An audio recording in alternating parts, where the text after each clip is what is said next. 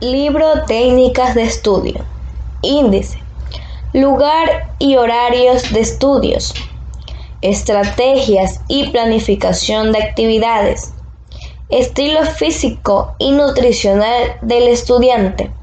Uso de diccionario y fichas bibliográficas. Estilos de aprendizajes. Preparación de examen. Objetivo general de la primera unidad didáctica. Revisaremos los principales hábitos de estudio que nos servirán para lograr un aprendizaje óptimo. Objetivos específicos de la primera unidad didáctica. Reconoceremos la importancia de la elaboración de un horario y uso adecuado de un lugar de estudios que facilitará nuestro aprendizaje. Desarrollaremos estrategias de planificación de actividades que contribuirán a la mejora de nuestro aprendizaje. Analizaremos nuestras condiciones nutricionales y estado físico óptimo para responder eficazmente en un proceso de aprendizaje.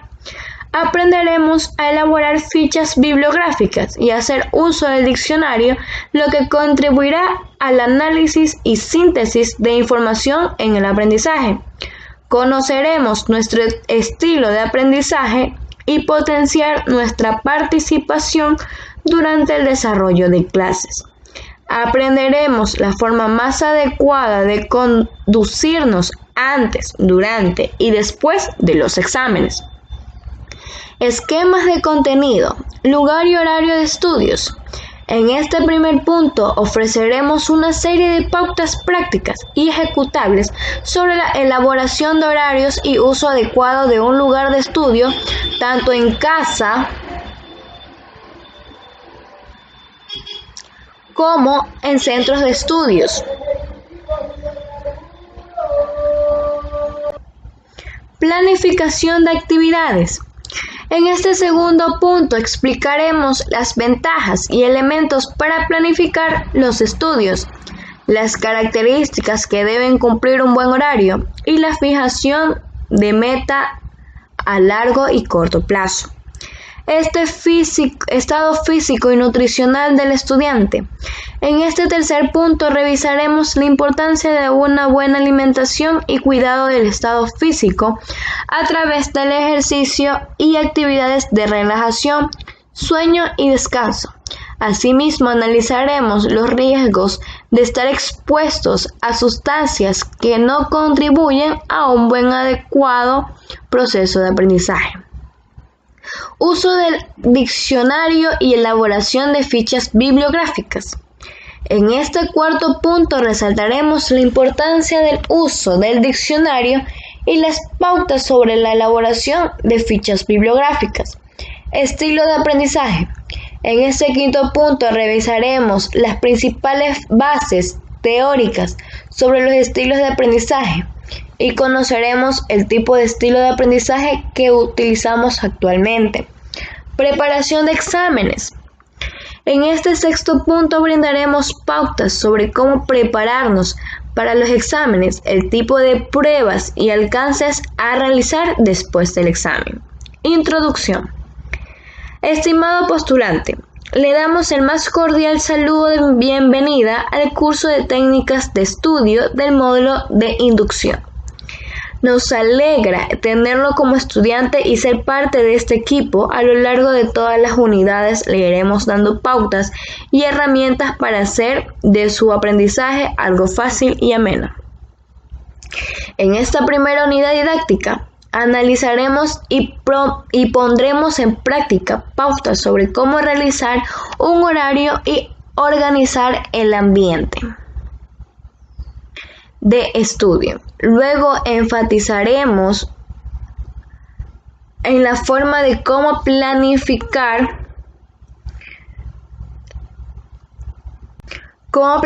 actividades y desarrollo de metas a corto y largo plazo. Seguidamente analizaremos la importancia del estado físico y nutricional del estudiante y su relación con el rendimiento. Posteriormente, señalaremos la importancia del uso del diccionario y la forma de cómo elaborar fichas bibliográficas. Reconoceremos nuestro estilo de aprendizaje y finalmente repasaremos la forma más adecuada de conclusiones antes, durante y después de un examen. Muy bien, empecemos al estilo de esta unidad. Primera unidad, condiciones básicas para el estudio. 1. Lugar y horario de estudios. Empezaremos diciendo las condiciones ambientales a las que estamos expuestos. Están directamente relacionadas con nuestro rendimiento académico. Recordaremos por un momento que cuando vamos a una cafetería, visitamos a un parque o viajamos en autobús, vemos muchas personas que tienen un libro en mano o están estudiando. La pregunta es, ¿consideramos que es el lugar adecuado para estudiar? La respuesta es sencilla. Cualquier lugar no es el lugar idóneo para el estudio. Nuestro lugar para estudiar es aquel que está organizado y sea significativo para nosotros. Procuremos crear las mejores condiciones como la iluminación, silencio, temperatura, ventilación y estar libre de distracciones. Aunque sabemos que dista de nuestra realidad, nosotros podemos lograrlo.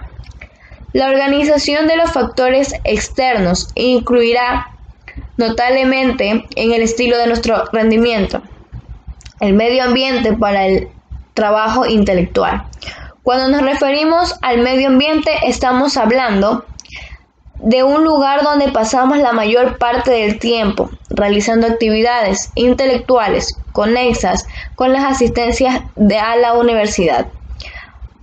Partamos, de hecho, de que nuestra actitud obedece en gran parte a las circunstancias externas del medio, es decir, que es el silencio y la orientación de las percepciones son un determinadamente para nuestro pensamiento y acciones. Es decir, mi orden externo es mi orden interno. B. Lugar de estudios. El lugar de estudios puede ser nuestra biblioteca, escritorio, cuarto de estudio, etc.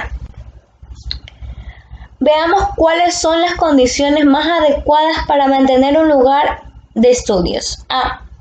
Contemos con un lugar fijo para realizar nuestras actividades intelectuales, es decir, es recomendable que el estudiante esté en un mismo lugar y no dar vueltas por todo lugar. Evitemos ruidos molestosos con el espacio suficiente para disponer de una mesa, una silla y un estante, sin distracciones auditivas, visuales y con la iluminación adecuada. El orden, colocación de las cosas de acuerdo a la naturaleza y función que posee cada una, debe ser la más característica principal del lugar de estudios. El orden cumple dos objetivos: guardar las cosas bien y guardarlas razonablemente para que se puedan encontrar en el mismo momento oportuno y así utilizarlas adecuadamente. La limpieza del lugar de estudios es otro aspecto importante. De esta forma, obtenemos ventajas para nuestra salud y buena imagen hacia los demás. Iluminación, temperatura y ventilación adecuada. En cuanto a la iluminación, tomamos en consideración que la iluminación más aconsejable es la natural, pero como no siempre podemos disponer de ella y no tiene la calidad necesaria, a veces necesitamos utilizar la luz artificial. Lo ideal es que podemos combinar la iluminación general de nuestra habitación con la iluminación local de una lámpara de mesa de unos 60 watts, como mínimo, que ilumine directamente lo que estamos haciendo. En cuanto a la temperatura y ventilación, enfaticemos que la ventilación y la temperatura son esenciales para conseguir su mayor productividad y un buen rendimiento académico. Recordemos que el aire de la habitación debe ser renovado periódicamente, aproximadamente cada 6 horas. Si existe un ambiente donde no circula aire y se hace cálido, es probablemente que nos provoque somnolencia, fatiga e impedirá que el cerebro trabaje al máximo de eficacia, dificultando nuestro aprendizaje. Si en nuestro ambiente de estudio existe una excesiva circulación de aire, nos provocarán enfriamiento, enfermedades respiratorias, fatiga, mayor esfuerzo y distracción. El mobiliario y la postura adecuada. Su mobiliario. Generalmente la mesa, sillas y estantería constituyen los muebles necesarios para iniciar la actividad intelectual. En cuanto a la mesa de estudio, tomemos en consideración que este debe ser cómodo para poder organizar el material como vamos a estudiar. La altura ideal de la mesa debe ser la relación con la altura de la silla. Evitemos usar sillones demasiado cómodos, pues terminarán produciéndonos adormecimiento. En cuanto a la estantería, cerca de la mesa de trabajo debemos de tener la estantería de libros, donde debemos de reunir libros, cuadernos, apuntes, diccionarios que utilicemos a diario. No debemos tener libros distribuidos por toda la casa. Ello hará que perdamos tiempo y concentración, siempre que lo necesite y tenga que desplazarse de un lugar a otro. Su postura. Con respecto a la postura, la mejor forma de que estudien es estando sentados en una silla junto a la mesa proporcionada, con la espalda recta, las piernas formando ángulos rectos, los pies en el suelo, los antebrazos encima de la mesa y la cabeza y parte de la alta de la espalda ligeramente inclinados hacia adelante. En mantener una buena postura no solo favorecerá nuestro aprendizaje, sino que evitará lesiones en la columna. La distracción en los ojos y los textos que revisan y o leen deben ser de 30 centímetros mantenosamente perpendicular a la visual. No es recomendable que estudiemos paseando, comiendo. Nos resultará más difícil concentrarnos y lograr los objetivos esperados. El horario de estudio. La organización de nuestro tiempo significa: es distinto estar y compartir una hora con amigos que estudiando. La recomendación es estudiar a media tarde de 6 o 7 a 10. Puede dar buenos resultados, pues el cuerpo ya ha realizado el ejercicio físico necesario y también ha liberado de la somnolencia producida por la comida. Si estudiamos de noche, tenemos la ventaja de que el nivel de ruidos interferente y de interrupciones familiares es menor, por lo que la concentración es mayor si se vence el sueño. Recordaremos que una adecuada dosificación y administración de nuestro tiempo hace posible distribuir equilibradamente la jornada diaria y semanal para completar todo trabajo universitario. Ello facilitará nuestra concentración al crear el hábito de estudiar demasiadas materias en un instante y luego determinado, permitiéndonos aprovechar el tiempo libre para nuestra recreación. Es necesario que recordemos que el día tiene 24 horas, de las cuales utilizamos 8 horas para dormir, 8 horas para trabajar y estudiar, 4 horas de hábitos vitales, 2 horas para trabajar, 1 hora de convivencia social, 1 hora de actividades culturales. Estrategia y planificación de actividades.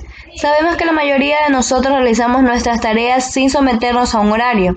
Está comprobado que si planificamos las actividades, en este caso nuestras actividades intelectuales dentro de la universidad, el rendimiento académico incrementará y la probabilidad de culminar nuestros estudios universitarios es alta. Elementos a considerar en la planificación y organización de actividades. Antes de proceder a elaborar el horario de estudio, debemos analizar y conocer algunos datos con el fin de que la planificación de actividades sea realista y esté fundamentado en circunstancias concretas. Aprenderemos a distribuir nuestro tiempo a lo largo del día. Realizaremos un reencuentro de actividades que desarrollaremos a lo largo del día y valoraremos el tiempo que dediquemos a cada una de ellas y que realizamos específicamente. Por ejemplo, desayuno 30 minutos, movilizarse a la universidad 45, clases de universidad 5 horas, almuerzos 1 hora, descanso 1 hora, clases de inglés 45 minutos, retorno a casa 45 minutos, conservar con amigos 60 minutos, ver televisión 60 minutos, cenar 45 minutos y lectura 25 minutos, que da un total de 13 horas. ¿Cómo hacerlo? Aquí les sugeriremos la distribución del tiempo entre las diversas actividades. Planifique sus actividades personales y rellene todas las del día de la semana. Procure dedicar el tiempo en torno a las 13 horas diarias. Su programación no debe ser rígida, puede ser existente valoraciones de día a otro. Distribución de las sesiones de estudios y de descansos. Tampoco estudiamos 3 horas seguidas sin descansar, pues probablemente que podamos padecer de fatiga mental. Planifiquemos el tiempo de estudio dejado una cantidad de tiempo prudente para el descanso. Así ofreceremos tiempo a las neuronas para que se recuperen y puedan reemprender el estudio manteniendo la capacidad de concentración y rendimiento. Si no descansamos, es posible que nos fatiguemos y acumulemos mucho material. Ello producirá más interferencia y está más difícil fomentar la información almacenada en la memoria a largo plazo. Número de materias y dificultad de las mismas.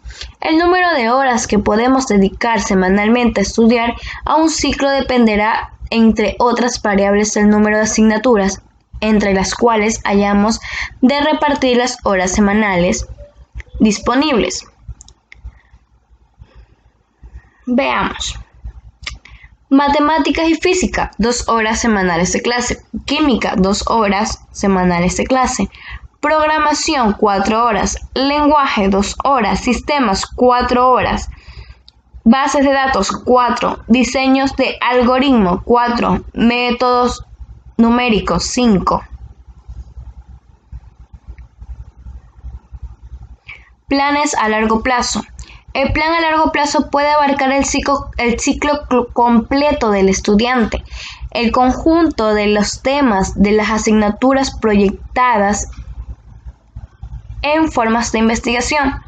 Podemos plasmar el plan a largo en la medida que contemos con toda la información de cada asignatura.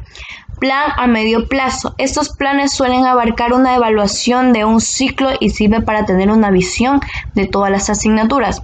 Se introduce y se estructura el plan de acuerdo con la situación académica real del alumno. Plan a corto plazo. Para elaborar el plan a corto plazo debemos comenzar conociendo el número de horas que esta semana puede dedicar el estudio de acuerdo a las necesidades académicas y de esparcimiento. La alimentación. La alimentación y estado nutricional constituye uno de los factores internos más importantes de nuestro aprendizaje y rendimiento académico.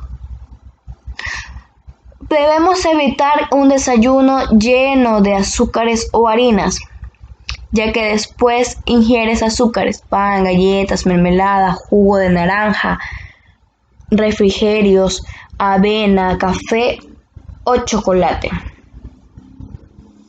Nuestro cuerpo producirá una violenta elaboración de azúcar sanguínea que estimula la producción de insulina y producirá una abrupta baja de azúcar. Importancia del desayuno. En las horas matutinas se encuentran elaboradas las hormonas que convierten proteínas en energía. Por eso un desayuno rico en proteínas permite que el cerebro las convierta en glucosa nueva cada vez que el azúcar sanguínea muestra un pequeño desnivel. Ejercicio y sueño.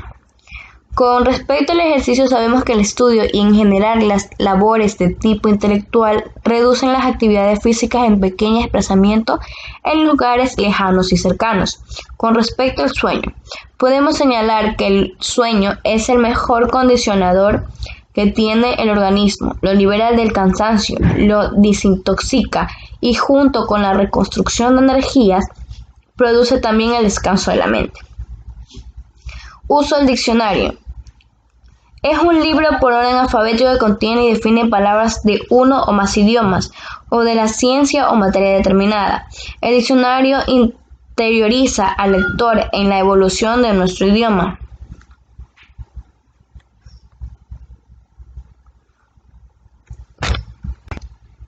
Estilos de aprendizaje. Es importante conocer y definir nuestros estilos de aprendizaje de una forma. Vamos a definir la información es procesaria.